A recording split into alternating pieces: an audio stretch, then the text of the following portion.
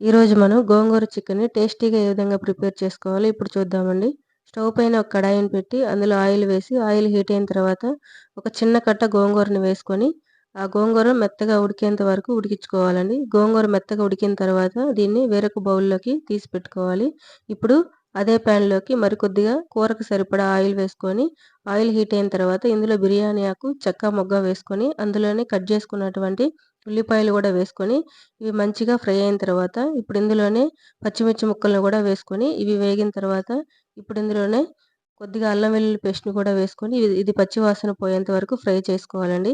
ఈ అల్లం వెల్లుల్లి పేస్ట్ పచ్చి వాసన పోయిన తర్వాత ఇందులో కట్ చేసుకున్నటువంటి ఒక 2 టమోటా ముక్కల్ని కూడా వేసుకొని ఇవి మెత్తగా ఉడికేంత వరకు ఉడికించుకోవాలి.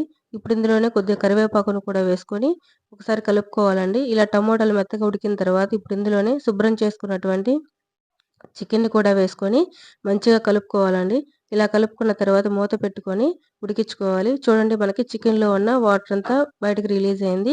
ఇప్పుడు ఒకసారి బాగా కలుపుకొని ఇప్పుడు ఇందులో ఒక 2 స్పూన్ల కారం అలాగే ఒక అర స్పూన్ పసుపు వేసుకొని బాగా కలుపుకోవాలండి. అలాగే రుచికి సరిపడా సాల్ట్‌ని కూడా వేసుకోవాలి.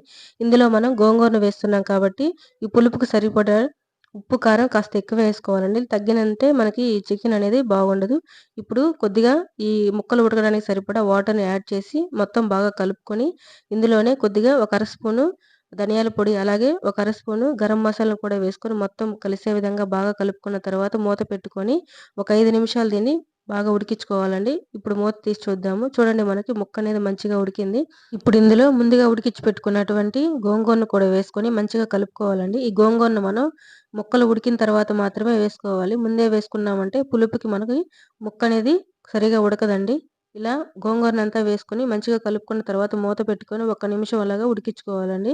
ఇప్పుడు మూత తీసి మొత్తం బాగా కలుపుకున్న తర్వాత ఫైనల్‌గా కొత్తిమీరను కూడా వేసుకొని మంచిగా కలుపుకోవాలండి. ఇంతేనండి మనకి గోంగూర చికెన్ అనేది రెడీ అయిపోయింది. ఈ వీడియో గనుక మీకు నచ్చినట్లయితే లైక్ చేయండి. అలాగే మన ఛానెల్‌ని సబ్స్క్రైబ్ చేసుకోండి. Thank you for watching.